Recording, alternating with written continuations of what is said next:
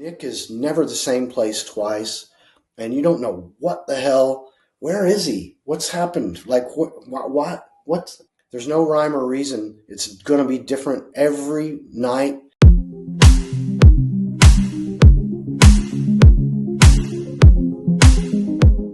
Hello and welcome to the Keyboard Chronicles, a podcast for keyboard players. I'm your host, David Holloway, and I'm super pumped to be here with you. Welcome to part 2 of our interview with Larry Mullins. If you've listened to part 1, there's a reason why you're back, and that's because Larry has some absolutely fascinating stories. In this second part, we dig again deeper into his work with Nick Cave, some of the most innovative and diverse desert island discs you'll get, and a massive amount in between. So, yeah, do enjoy part 2, and I'll see you at the end of the show. No, great perspective. Thank you, Larry. And so just going back to the chronology a little bit. So it was not long after you, please correct me if I'm wrong, when you were playing with Iggy and so on, you then went on to meet Lou Adler and stuff. Tell us about that phase and where perhaps keyboards started to creep into things in your career a bit. Well, one of the big regrets of my lifetime is that I never took piano lessons as a child. No one ever pointed me in that direction. My instructor had me so focused on percussion, and God bless him. I mean, I became very good at playing xylophone and marimba and vibraphone and sight reading and learning how to play even modern classical music so I understood a 12-tone scale and the keyboard, but I grew up with 4 mallet technique. I can play with 4 mallets on vibraphone and all that kind of stuff. I have that technique, but I never learned the 10-finger piano. I never did that, and God, I wish I had. And but I do understand. I studied music theory, and I understand designing chords and scales. And of course, I'd studied all my scales and all that stuff. I understand harmony, but I just didn't have that technique, that muscle memory technique, and I never needed it in my career. Really, I once I started playing with Michael and Swans, I suddenly opened that door back again with, I owned a vibraphone, and I got a xylophone and a marimba, and so we started using all that stuff in Swans, and Michael didn't really understand any of that theory in terms of how to build harmonic structures and weird chords and stuff like that, and he understood that I did, and so we started really combining like what he imagined, but what I knew how to do, and I could translate. You mean this, and you talk about things like that, and let's get into Steve Reich kind of stuff, and he kind of opened the door for that stuff, and then we eventually we made this other band called Angels of Light, and then I used keyboards like full on like organs and stuff like that, and then the whole can of worms was open at that point for me. Nick knew, I knew all the Bad Seeds guys for the last 35 years. I toured with them a lot with Iggy. We did lots of shows together. I don't know probably 30 or 40 shows we played together. And from the first time we played together, I met all the guys in that band and became very close friends with everybody, particularly Thomas, the drummer. And so I knew them. I've known them all this time. At one point, Thomas was having some health problems, and they all wanted me to come in and fill in for him. And he had said, "You got to get me to do." He wanted me to do it, to fill in for him at that time. And so they were all asking, and I couldn't do it because I'd come back to working with Iggy, and I was playing in the Stooges, and so we were kind of, the whole Stooges thing was also kind of it was also a sort of relationship healing thing for me and Iggy, because we had sort of an unpleasant breakup. And so him asking me to come back in with the Stooges was 50% sort of relationship healing, friendship healing, and 50% just get the job done and playing. But it was also a lot about us. It was on stage. We were literally apologizing to each other and fixing our relationship. It was awesome. And so I had to tell Bad Seeds, no, I can't, under no circumstances can I interrupt what's happening right now. So, but Steve McKay passed away, the saxophone player.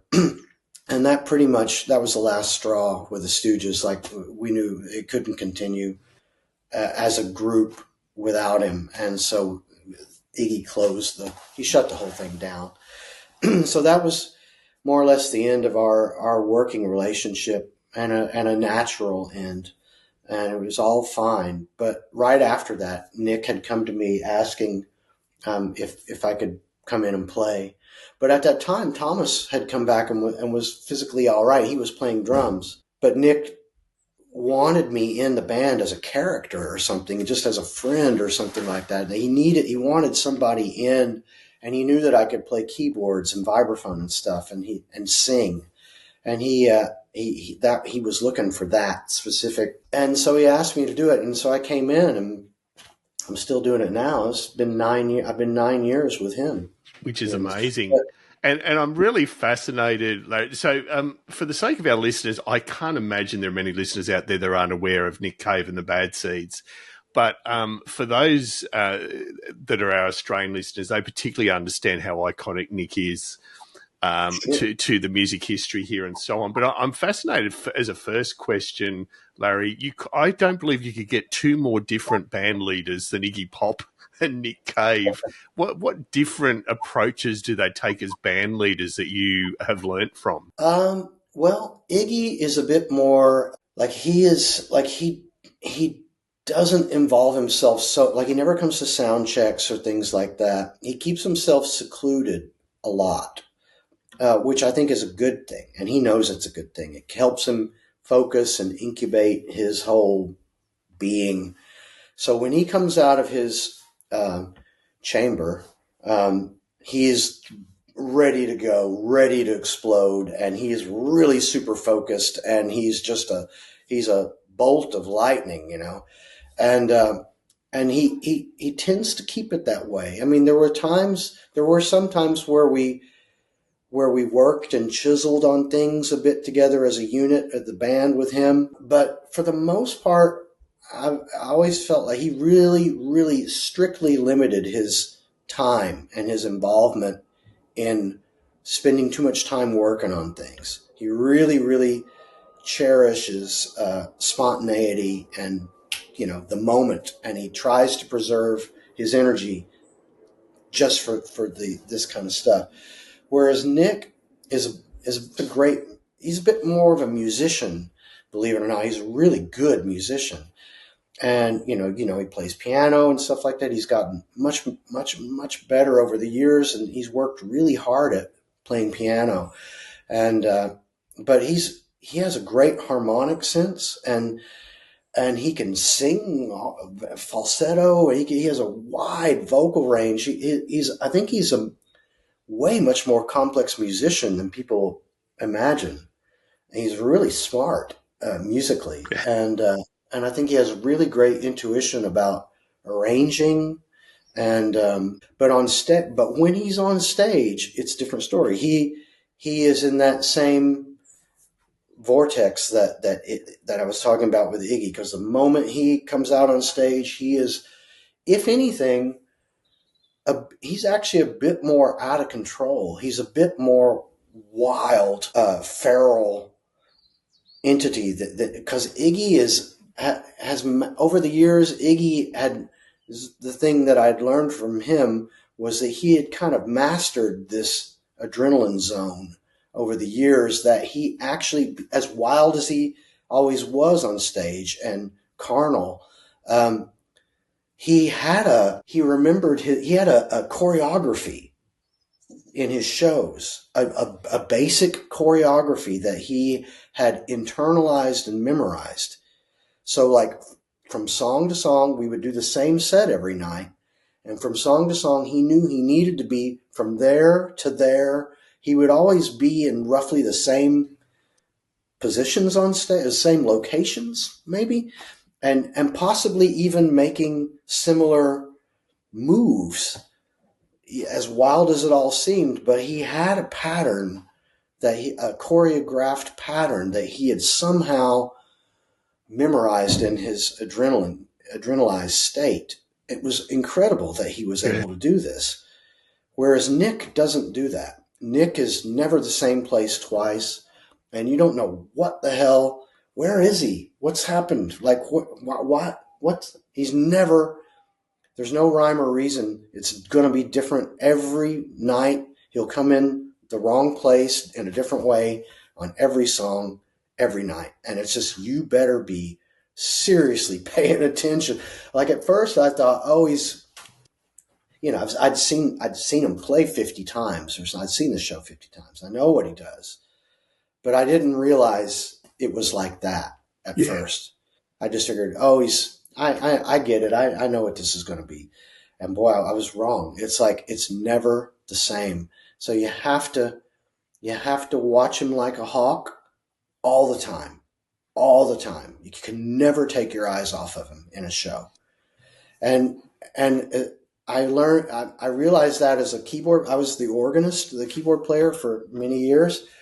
And then at a certain point, Thomas's health situation came back, and Thomas made the big decision that he didn't want to tour anymore. And then we had a big meeting about this, and the day that this went down, Nick came to me and said, you have to move to drums now. And I'm like, oh God, okay. And I didn't really realize what a flip-flop of responsibility this was going to be. Because as a keyboard player, well, I was best friends with Thomas, and so I could, and I'm a drummer, so my timing was super locked in and good and natural with Thomas.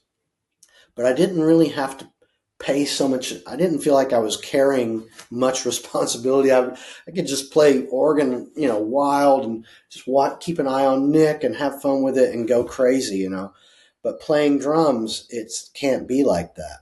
Playing drums, it's like I'm running the show, and I feel the weight of everybody. Like we've got 10 musicians on stage. We're 10 people on stage. And the shows are big now, and it's like if we've got a 25,000 seat arena with 10 musicians on stage and Nick is all over the place, I have to steer the boat. I have to steer the ship. And boy, I feel that. I feel that. And I assume this current tour, Larry, you're on drums still? I'm on drums. Yeah, still. So you've got, I think Carly's playing keyboards, is it? Yeah, Carly Paradise. So let's go back to those, if you don't mind, just to those Nick Cave tours where you were playing organ and so on. Again, for those that are aware of Nick's work, it is incredibly diverse, and it's can be dramatic, cinematic, dark. What different approach did you need to take as a keyboard player when you joined him? Well, I mean, as you probably know, technically, with the Bad Seeds, technically the music is not complicated. It's not. There are never any key changes in the songs. The chords are relatively simple. It's not overly complex voicings and things like that. It's like fairly straight up simple songwriting. It's more about the lyrics and his character, and of course on stage it's going to be his performance as a character. People can't take their eyes off of him, and that's what it is. So the music is like structurally fairly basic and traditional. So it's not complicated, and that was good because, like I said, I never took piano lessons. So it was still a challenge for me to even expand my poor little pea brain of knowledge to start using my 10 fingers and things like that. And sometimes even playing 2 keyboards at once, like the Mellotron here and the organ with my right hand. But a lot of it was, I realized it's not about technique, or it's not about talent. It's about dynamics and watching him, keeping your eye on him and responding to what he's doing, because he's never going to do it the same way twice. Well, he was really wild and crazy at that section last night, but tonight he's really strangely quiet and he's bringing everything down. And it's like, so you have to have command of what you're, the thing you have to be comfortable and not, you just keep your eye on him and ride his naturally conducted dynamics. And it will be different every night. And you have to get fluid with that. And maybe skip that whole section and go from there to there, or something. But, you have to be really liquid and kind of fluid with him and be connected with him. And just briefly, Larry, what was your keyboard rig when you were on the keys duties with him? I know the Mellotron and the organ. Yeah, I mean, it's funny. Like when he first called me to talk about joining the band, we talked a bit about the planning and stuff like that. And then the last question was like, oh yeah, and one other thing, do you have a Mellotron? I'm like, whoa, whoa, and I'm like, I don't. I said I don't own one, but oddly enough, I had been really close friends with Marcus, who owns Mellotron in Stockholm. Marcus has been a really great friend of mine. I guess at that time for 10 years or something, I'd known him, and we'd always been talking. One day I want to buy a Mellotron. I'll get one day. But we used to always hang out and stuff and go to dinner and stuff and hang out. We were good friends. And so I said, I don't own one to Nick. I said, but as soon as I hang up the phone, I'm going to call Marcus and tell him that I have to have one now. So I did. I called Marcus and ordered one. He made me a custom one. Wow. And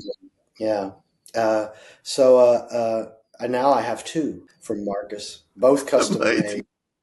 Yeah. But I've gotten pretty far down the rabbit hole with Mellotrons now, and Marcus. So, but yeah, I had a Mellotron, and I got a Korg BX3, like an organ, which is something that the Bad Seeds have used BX3 a lot, or CX3 in the records. Mick Harvey told me. So that's really, it has a really particular growly tone wheel sound, those Korgs, the first models, the ones from the late 70s, early 80s. So I had one of those, and then I had with the record that the Bad Seeds had come out with at that time, that Skeleton Tree record and even the Push the Sky Away record, with a lot of Warren's sort of synth stuff, I had some Omnichords. I had several of these OM27 Omnichords, and I'm old friends with Daniel Lanois. I've known Daniel since the mid '80s, actually, and so I met Daniel and the guys working with him at that time, all of his engineers, Malcolm Byrne, and the first time I saw Daniel play in the mid '80s, he had this guy Malcolm Byrne with him, who was one of his engineers, and those guys were all into this Omnichord thing, and they had it all happening, and they were running Omnichords through a crazy series of effects to give it this sort of otherworldly galactic harp thing, and I got way into that even then, and so I owned several Omnichords, and so I decided I set that whole thing up. So I got the Mellotron I got was the big one that had enough cabinet space on the top to put the Omnichord there, and I was running it through the stack was like a compressor, and then through a ring modulator, and then into two different analog delays, where I could really expand this thing into this never-ending galactic. And, and I have a technique where I can play the chords with my pinky or my left two, these two fingers, and reach over and play the harp, the glissando harp thing with my thumb. I can do that with one hand and play the the Mellotron, the chords on the Mellotron with my right hand, and sort of simultaneously. Yeah. It's a really weird technique, but it's a technique that doesn't require any piano technique. I could do all that without having piano lessons, and that got me through a lot of those the newer songs and stuff like that. I did all that, and Nick loved it, So everyone was just like, "What the hell are you doing? What is that shit?" And pardon my French, but yeah, and that's what I'm using on this Camisonia record. That's what all that stuff. It's amazing. Yeah. So I mean, you hear the deep, super low bass stuff. That's the Moog, obviously, and the more synthesizer-y kind of chord stuff. That's that Casio running through. I'm manipulating that Casio through a million things too. But all that strange, weird sounding stuff. That's the Omnichord. I sent the record to the Adrian Utley and Adrian, from Portishead, and Of course. and he's a friend of mine. We've made a few records together, and Adrian is this incredible guitar player. I mean, I guess and he's an incredible musician. And I sent it to him, just curious, like what he would say, and his first question was like, "What the F are you using? What am I listening to?" It's like, what is this? And so he didn't know what I was playing. And I'm like, "Oh, that's the Omnichord, highly manipulated Omnichord." But And it sounds it sounds timeless, Larry. It's absolutely amazing. And I can see how it would work in both the context of your solo work, but also the stuff with Nick. And you've alluded to, I mean, you've mentioned Daniel Lenoir, you've mentioned Portishead. For the sake of our listeners and viewers, we will be linking to Larry's bio. It's impossible. It would take us 8 or 9 hours to cover everything. But I just wanted to do a bit of a scattershot chat with you on a couple of amazing other parts of your career, if that's okay. So just tell us about your philosophy around the importance of doing things yourself and making it a way to have a viable career. It's funny that you say that, because I just met up with Nigel House here in London 2 days ago, the guy who started Rough Trade Records. And we sat down and because I dropped off some records for him. And we were talking a bit over some coffee, and I think he asked me the same question, because he read, like, on the back of the record there, it says, he was like, I don't think he realized everyone that I had worked with, but it mentions the Residents there. And he's a big Residents fan. And so we got to talking, and he knew Michael Jarrah from back in the day and stuff like that. And I'm like, it's like, when I first started working with the Cryptic Corporation, with the Residents, and it's like I spent many years working with those guys, and they were like some of the hardest working people in the music business I have ever encountered in my life. I mean, of course, if you know anything about them, you know that they started their own record company very early on, and they still run it today. It's like, they've been going for over 50 years, completely independent, and they have chiseled out, a hard-earned career, and they've created genres, throughout their career.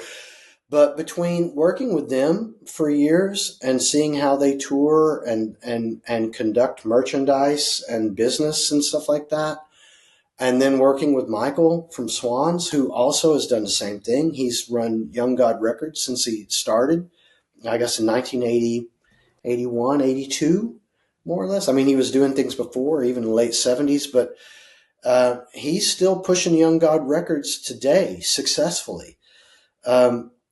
Today. He's more successful now than he's ever been in his life. And he just turned 70, and he's still going strong. And I also have worked for many, many years with a producer in Paris named Bertrand Bergelat, who has his own record, from the beginning. He started his own record company called Tricatel, and he produced my first record. which was released on Tricatel. And he's also still going strong today. He started Tricatel, I guess, in the early 90s. So he's looking at 35 years running that label on his own. He's completely independent in Paris for 35 years, still going. And it's like you work with these people, and it's just, I mean, those people inspired me to start my own label. In fact, my label partner, Guido Ranzio, I met him through the residence Euro Ralph. He owned Euro Ralph. So he was financing and producing, executive producing all of the residence projects from the late 80s all through the 90s and the 2000s. So I've known him all that time. And so when he offered to start a record label with me under the umbrella of Euro Ralph, because they had a long, successful structure with that label. So he had all of the conduit. He could just plug in another label title.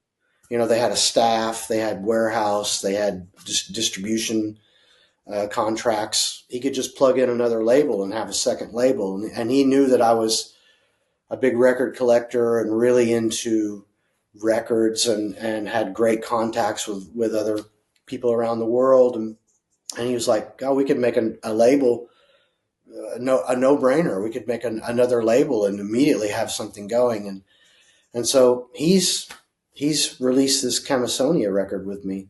So that's from all those. I mean, that's where I've learned, like, it is possible to. I've helped other people start their own labels. You know, it's not impossible to do it. You know, it's just a bit of business you need to learn. There's a little bit of business to learn about it, but of course these days it's easier and easier. There's almost no reason to sign away like half of your ownership or percentage to somebody else if you just would figure out how to do it yourself. It's a matter of, you have to take on a little bit more responsibility and work harder at it, but at least you'll own everything. That's and right. You can sell it all to somebody later if you want, but for the time being, you can, do it yourself. Exactly. No, it's great perspective. And I do want to ask you one question. And again, apologies if you've had to tell this story a few times, but I know back when you first formed Hit Thing, you re-released some albums, including an amazing 1950s album from George's Montalba, Hi-Fi Fantasy and Pipe Organ and Percussion. I just love you to tell the story, and it's sort of tragic in some ways, about the people behind that album and essentially getting the history of it from someone as they were dying. I would just love to hear that story if that's possible. Yeah. I mean, with that label, the first thing, what we really wanted to do was we were mostly just going to do reissues and things like that. And I had pillaged a friend of mine who had about 7,000 records in his living room. I had gone through his entire record collection one Christmas when I was watching his cats. And Larry 7 in New York City. And I had sort of chiseled it down to a few records that I definitely, obscure ones that I definitely wanted to do. And he and I were both into pipe organ records. And so I knew I wanted that to be kind of an aspect of our label, was going to be organ records. And I had found these George Montalba records, and and he came back and he's like, so what'd you pick? What did you get? I'm like, well, the main thing I want to put out are these two records.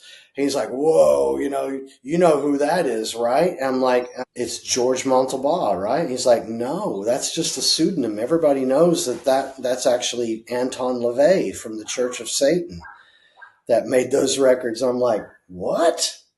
No way. That's not possible. I mean, I knew some things about LaVey and the Church of Satan. I used to live in San Francisco, and I'm like, there is no way that is Anton LaVey. And when you listen to those records, I don't know if you know those records, but if you listen to those records, the level of playing is like triple A, an absolute master organist. I'm like, that's not Anton LaVey. Who said that? And then he's like, well, he did. He said it was him. I'm like, well, that's a lie. He's lying. Anyway, you start to do it. I smelled a rat from the beginning. So I started doing massive amounts of research, digging into this. And I spent a year researching that project. And I eventually got connected with his daughter, Zena, and met her in Berlin. And she agreed to do the booklet with me, 50-50. She would sort of tell her side from being a child of the Church of Satan, raised in the Church of Satan, but she got a chance to sort of tell her whole side of it. And I actually ended up really eventually finding the person who it really was. And I spoke to him on the phone, Robert Hunter, rest his soul. But I found him in the last month of his life. And boy, did he have some stories. His life was fascinating. But I had found everything about his life prior to finding him. Finding him was the last piece of the puzzle. And I found him in a retirement home, and he had just been diagnosed with inoperable cancer and was dying. But it was fascinating. But I met his family. I went to his wake after he died with his family, and it was a very emotional project. I still have dreams now that we've resurrected the label of doing like a box set of all of his organ records. Wow.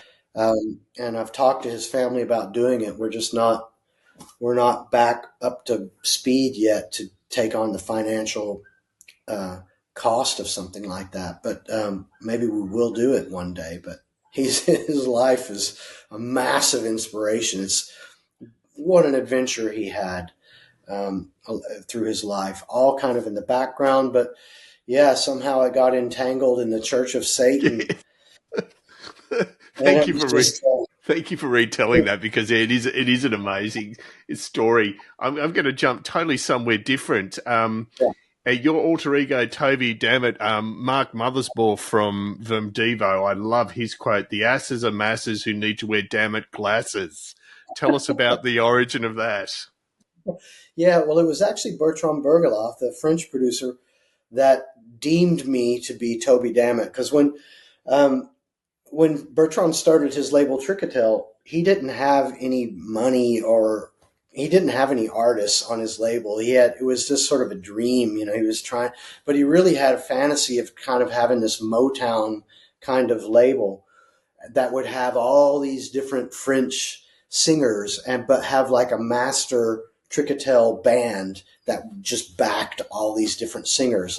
So you would have one of these sort of Motown review kind of things where he wanted to be able to do these shows with a Kraken soul band and just have these different singers come on and do one song or two songs and leave, and that was sort of the dream he had. But he didn't have the people, but he's really a film buff, he's really into all obscure old cinema and stuff like that. And he started registering and trademarking a lot of like weird old actor, like weird movie character names. And one of the names he had registered was Toby Dammit, from the Fellini film. And he had loads of other weird names, but he and I were old friends already at that point, and we were out to dinner one night, and he's like, "Look, I've got an idea. I want to produce a record for you, and you have to be Toby Dammit." And I'm like, and it's just going to be percussion, like we'll make it like a psychedelic, bizarre percussion record with effects, but it'll just be all symphonic and electronic percussion, and that's what we did in Paris. But so I became Toby Dammit, and it just kind of stuck. I'm still trying to get away from it now, but in France, I'm on a lot of records in France, and that they call, I'm listed as Toby Dammit. And so what's the Mark Mothersbaugh relationship there to that? He just loves your work, or? Yeah, I knew Mark. I knew Mark from years ago also. I had met him. Actually, I met him the first time when I was living in Los Angeles. I was working at a job working with Dave Catching from Eagles of Death Metal. We worked at an Italian restaurant, delivering food for an Italian restaurant in Laurel Canyon.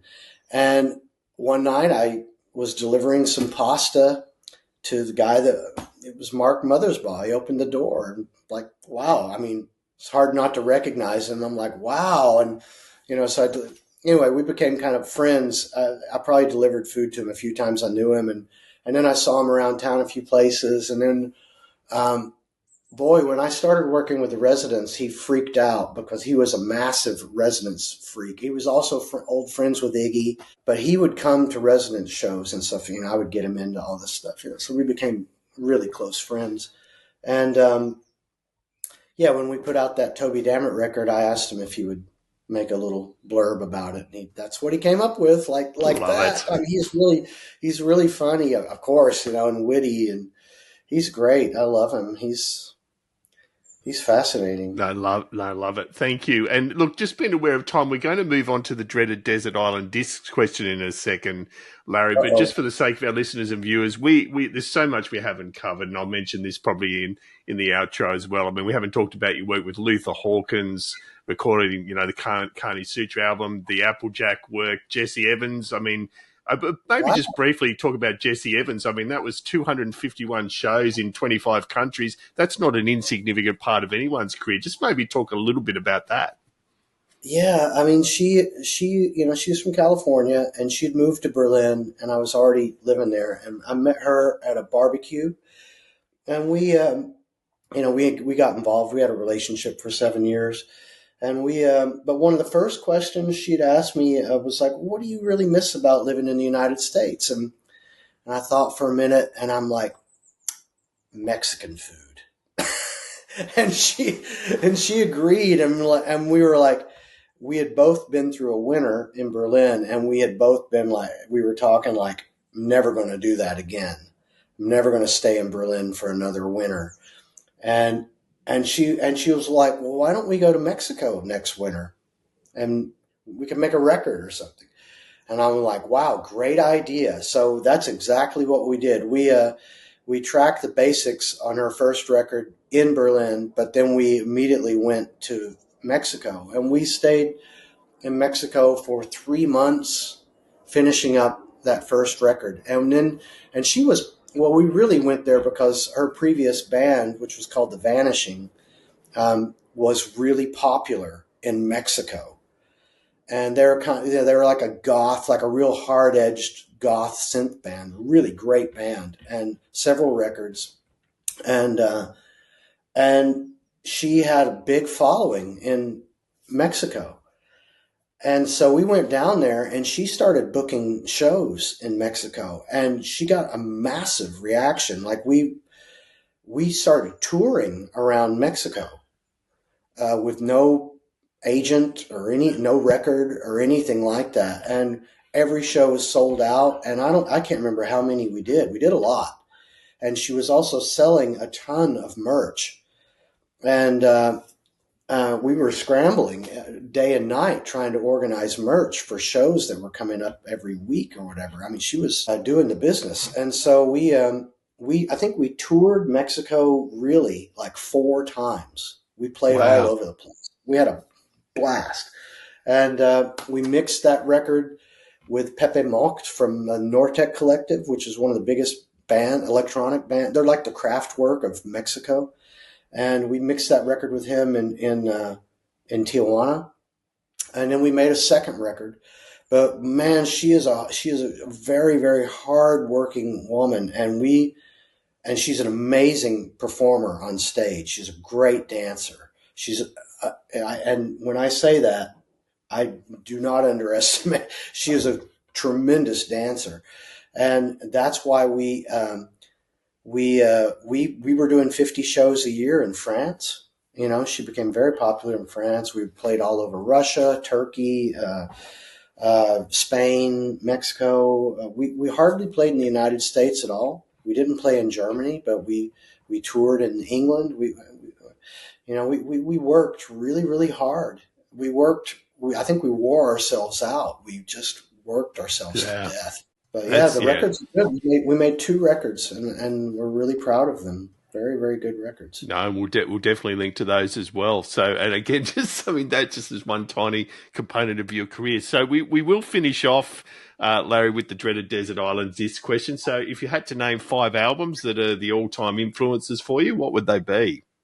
God, that is the dreaded question of all time. My God, man. I mean, you warned me about that a little bit, and I have to be honest. I didn't really put too much thought into this.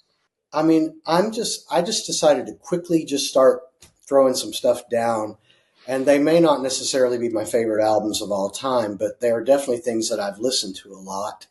So I'm just going to start really out of left field here, and I would say number 1, William Basinski, The Disintegration Loops. There are 4 volumes of these. Do you know that stuff? No, I don't. Okay, William Basinski. He's been around for a long time, but he did a series of sort of electronic records. They're called the Disintegration Loops, 1 through 4. They've been released as a collection, but he did them from 2002 to 2004. They're they're very long sound loop pieces, and they're incredible. So right. I'm going to say all 4 of those. Then you probably know Harold Budd. Yes. Okay, so of course there's a long career there of beautiful records. I have maybe all of his records, so it's kind of hard to go down to one. But maybe the first one that I bought, when I discovered him, was a record called Lovely Thunder. It's from 1986. And I still love that record. Again, like with his stuff, he started before, I think just before he met Daniel Lanois, but once he connected with Lanois, Lanois and Brian Eno, they kind of converted him they kind of took what he was doing on piano and brought him into that world, that thing, that's the same world that I try to get into with the Omnichord. So Harold Budd is a huge, huge influence on the center of my brain these days. So I would say that Lovely Thunder record. Then I would say, let's say a John Carpenter record. Mm-hmm. And of course, there's also a long list of great John Carpenter. Of course, he's scored almost all of his films, not all of them, but one of the greats is Escape from New York. Yeah. And you might hear some influence of that soundtrack in this Camisonia record. I was listening to a lot of John Carpenter when I tried to make this record, and there's definitely something I've met John and had a great time hanging out with him, and he's a big, fantastic, loud guy from Kentucky. I'm from Tennessee, so we connected. I know his son, Cody, who also makes records, Cody Carpenter. He's awesome keyboard player. And for your keyboard fans out there, if you don't know about what Cody is doing, like a bit more like prog. He's actually making like prog synthesizer records. Cody has an amazing group of musicians working with him, killer drummer and bass player, and they have a band that they back John, his dad. They back him as a band. Have you seen that? No, I haven't. No, that's amazing. I'll be checking that out. That's fantastic. So John Carpenter, he has recently, in the last 5 years or 6 or 7 years, John's been releasing records called John Carpenter Lost Tapes. Wow. I think there's maybe 3 or 4 volumes that's done. There are lost themes. It's called Lost Themes. And they're these heavy, iconic John Carpenter themes, which he's a master at, with a 4-piece band behind him, like a rock band behind him. It's like killer. Yeah, I'll be checking that out. Great. It's John and his son on keyboards and a drummer and a bass player. And it's like, wow, it's so good. And they tour. I've seen the show. It's just killer. You know, they Love got a it. big screen behind them. They don't sync with stuff from his films, but it's all stuff from John Carpenter movies. And it's all the movies, The Fog and, you know, Escape from Brilliant. New York, all the greats. And they do pieces of music from those films. I loved it. I love John. So let's say Escape from New York, John Great. Carpenter. There's three. Um, I'll throw in another wild one here. There's a Japanese female jazz singer named Maki Asakawa. Do you know No, I her? don't, but I'll look her up. Yep. So also a long career. She's no longer alive. She's a jazz singer. She's often referenced or called like the Billie Holiday of Japan. Her first record is from 1970. It's fantastic. And all her records are just called Maki Asakawa. And it's a long career. They're all called that, but they're just called 1, 2, 3, 4, 5, 6, 7. But it's Maki Asakawa. And she was like really a fantastic jazz singer, but just ultra decadent, like ultra dark, like really like super goth dark, really, she's really a dark, you know, always with sunglasses and in the shadows and kind of a Dracula type character. And the records are great. She has these incredible, some records are just with piano and her singing, and they are just ultra dark, smoky, you know, in the corner, shades down jazz. And she was just awesome. I love her. And that first record is a masterpiece. Maki Beautiful. Asakawa, if you like those kinds of moods. And I'm going to say another great electronic composer who died recently was a Russian guy, Eduard Artemyev. I'm sure I'm not saying his last name right. Eduard Artemyev. Do you know that guy? No, I apologize. I don't either. But again, we'll make sure I look him up and link to the right person. Yeah, like he scored The Stalker. Do you know the film The Stalker? Yeah, I do. Yeah. He did that. He did all of Tarkovsky's films. Although Tarkovsky just used a lot of classical music for the most part. He was like way into classical music, and he used like massive, you know, like great classic pieces. But he also used this guy Eduard Artemyev, to do a lot of sort of the weird synthesizer stuff in those films. But he also worked for some other film composers, and he made solo records too you can only find them in Russia. But there's a great record that he made the English title is called Warmth of the Earth. It's great. It's all analog synthesizer. I mean, he was an analog synthesizer guy. And you see pictures of his studio, and it's like a analog synthesizer paradise. You know, he had really cool stuff. A lot of weird Russian patch bay synthesizers. And the guy was really, really, really great. And he's not really well known outside of Russia. No. People know about Stalker, and they know they know him from the people that know Tchaikovsky's films. They know. But and some of that stuff has come out on vinyl now in the West, but you can find those records online now. All his Russian records, you can find them. Great. They are amazing. They are amazing picks, Larry. I love the diversity of it, and I think it's probably a testament to the diversity of your own career. I mean, I cannot thank you enough for spending the time. I know you've mentioned you wish you'd taken piano lessons, but I'd argue your unique style and just the huge breadth of what you've achieved is probably because you have a unique approach to music, and maybe the piano lessons might have beaten that out of you too early and we wouldn't be sitting here talking today. So hugely appreciate your talent and your time. Well, thank you. Thank you for inviting me there. And thanks for working with the time zone scenario. And Yeah, I don't know. Maybe my jet No. lag helps me. I might as well be in Australia right now, really. And there we have it. I hope you enjoyed those two parts as much as I did chatting with Larry. I mean, it's a real stereotype on this show. We say we barely scratched the surface, but I spoke with Larry briefly after the show and sort of nearly outright apologised. Not that he was phased at all; he was incredibly generous with his time.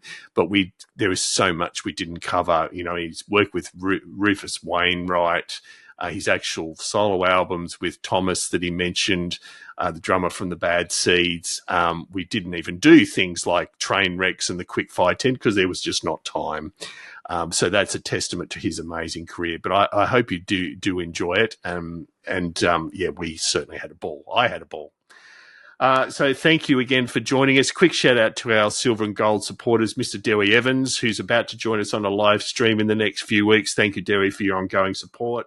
Tammy Catcher from Tammy's Musical Stew. Again, thank you. Tammy has been a very long-term supporter of the show. Mike from Midnight Mastering. If you need high-quality mixing and mastering of your tracks, Mike is the guy, midnightmastering.com. And last but definitely not least, Dave and the team at the musicplayer.com forums and the Keyboard Corner in particular. Proud member of more than 20 years, lots of interesting discussion. Just as an example, in the last couple of weeks, there's been some deep discussions and threads on the new Moog release. I've had a mental blank on what it's called. The latest Arturia releases, and lots in between. So, yeah, do jump in there if you're interested. Again, thank you for listening. We'll be back in a couple of weeks. Do keep in touch if you like to via all our social media channels. Just look for the Keyboard Chronicles and you'll find us. And in the meantime, keep on playing.